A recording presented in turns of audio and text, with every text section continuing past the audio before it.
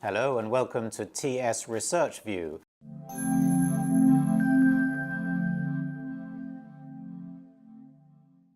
Our topic today is geopolitics, but not in the way that many commentators have been talking about it.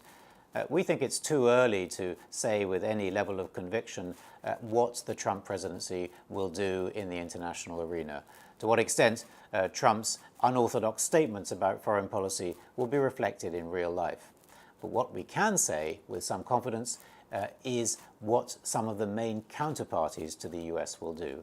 And in our latest research, which you can download, we examined two in particular, Russia and Saudi Arabia, potentially the biggest winner and, respectively, loser from the potential changes in US policy.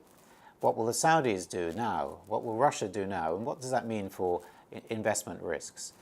Very briefly, in the Saudi case, the Saudi Arabian ruling group will try to exploit the anti-Iran stance of the Trump position.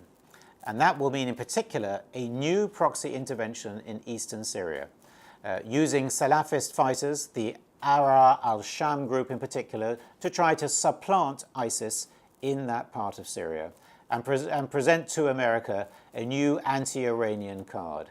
Also using the Yemeni conflict to try to direct American policy, highlighting the anti-Israel and anti-American stance of the Yemeni rebels, the Houthis. So that means more Saudi pressure against Iran, but paradoxically, more confidence that Iran cannot free ride on the rest of OPEC in the oil market. So therefore, a continued Saudi emphasis on price support rather than market share. Turning to Russia, it's very simple. Putin will play a long strategic game, not trying for quick wins, certainly not in the sensitive areas of Baltic and Ukraine, trying to do a strategic deal on European security.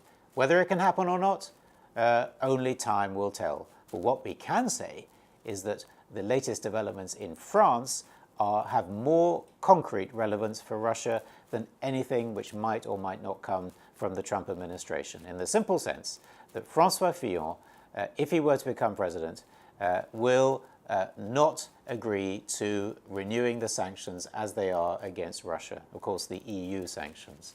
And that, of course, would mean a very important positive shift for the risk profile of Russian financial assets.